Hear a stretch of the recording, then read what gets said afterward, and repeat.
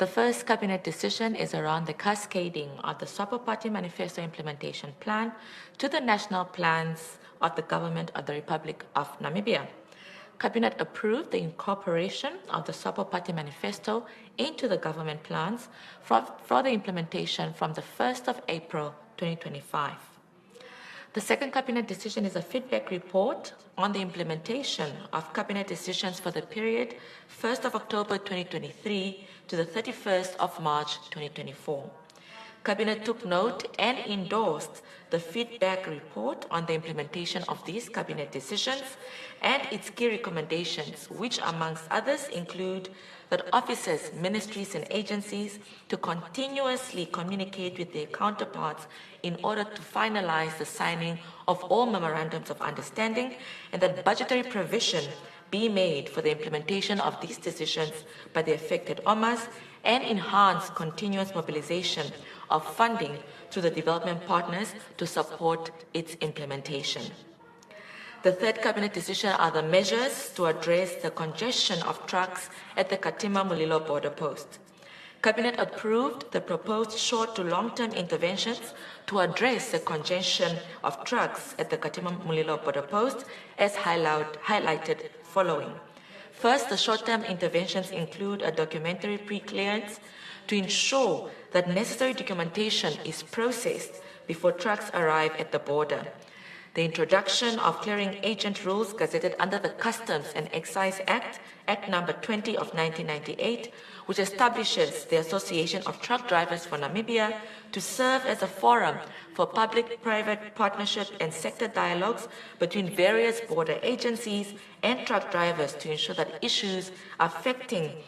the truck drivers, as well as to ensure that issues affecting the effective clearance of goods are discussed and addressed timeously. The 24-hour operation of the weighbridge to coincide with the 24-hour operations of the Katima-Mulilo-Wenela border post as from the 1st of April 2025, and diplomatic engagement with Zambia to remove processing restrictions.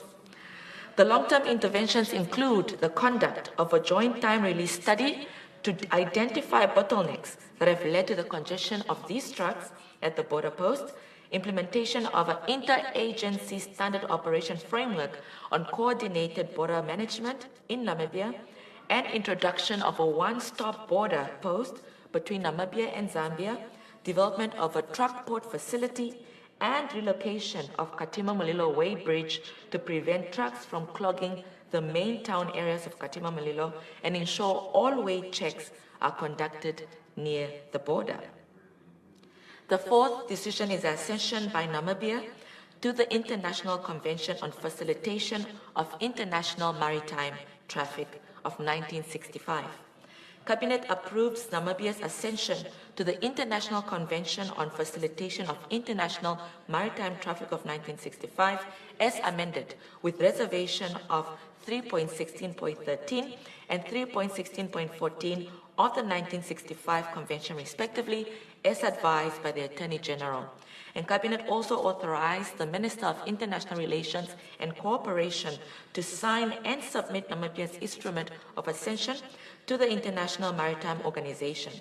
The FAO Convention aims to streamline supply chains. Hence, it is pivotal for Namibia as a country striving to develop its own logistics hub, and according to FAO, will significantly contribute to the second Harambee Prosperity Plan, which is under implementation, and its goal around strengthening Namibia's position as a transport and logistics hub on the liner shipping connectivity, logistics and performance, as well as the ease of doing business rankings. The fifth Cabinet decision is the Digital Rehabilitation Project with the United Nations Interregional Crime and Justice Research Institute.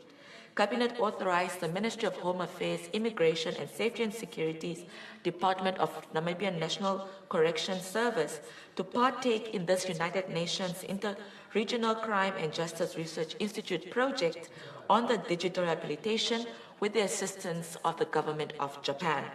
Namibia's involvement in the project will increase its participation and responsiveness, address ultimately the equipping of participants to be more effective to address risk factors of recidivism. Furthermore, various correctional officers will benefit from the training that will be provided under this project.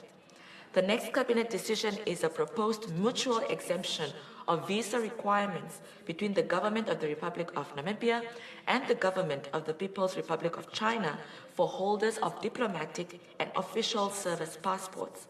Cabinet authorized the Ministry of Home Affairs, Immigration and Safety and Security to enter into a mutual exemption from visa requirements between the People's Republic of China and the Republic of Namibia for holders of diplomatic and official service passports. The second last cabinet decision is a report of the 79th session of the UNGA, the United Nations General Assembly, held in New York, United States of America from the 20th to the 30th of September 2024. Cabinet took note of the report and directed the following offices, ministries, or agencies to take action in their areas of responsibility: the Ministries of Information and Communication Technology, Sports, Youth and National Service, Environment, Forestry and Tourism, International Relations and Cooperation, and the National Planning Commission.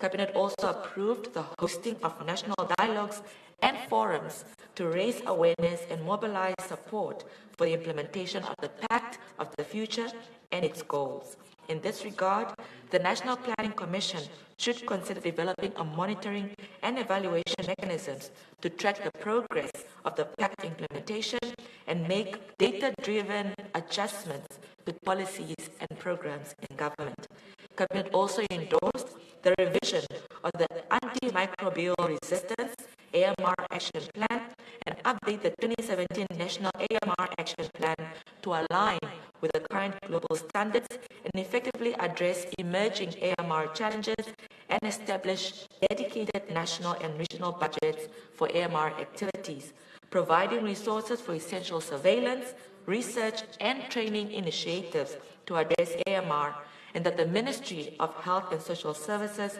to coordinate the initiative in consultation with the relevant stakeholders. The next cabinet decision is the 25th anniversary of the United Nations Security Council Resolution 1325 on Women, Peace and Security. Cabinet directed the Minister of Gender, Equality, Poverty Eradication and Social Welfare to initiate the review of Namibia's first generation National Action Plan of Women, Peace and Security with the full participation of all stakeholders and ensure that the second generation National Action Plan call for increased gender integration, equality and gender responsive approaches, including intersectional aspects of the Women, Peace and Security Regional and South-to-South Cooperation Agenda.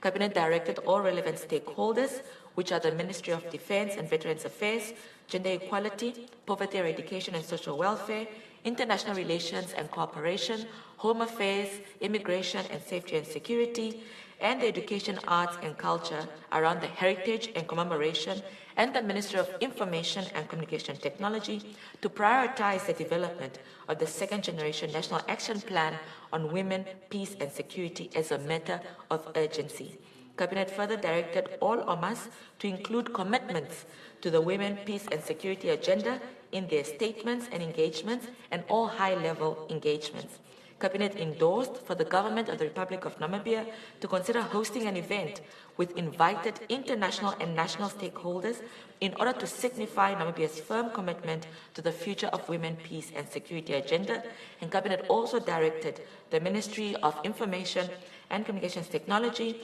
and International Relations and Cooperation to establish a silver anniversary of the UNSCR 1325 on Women, Peace and Security Planning Committee, encompassing senior and other officials from the key ministries of Defense and Veterans Affairs, Gender Equality and Poverty Eradication and Social Welfare, Home Affairs, Immigration, Safety and Security, Education, Arts and Culture.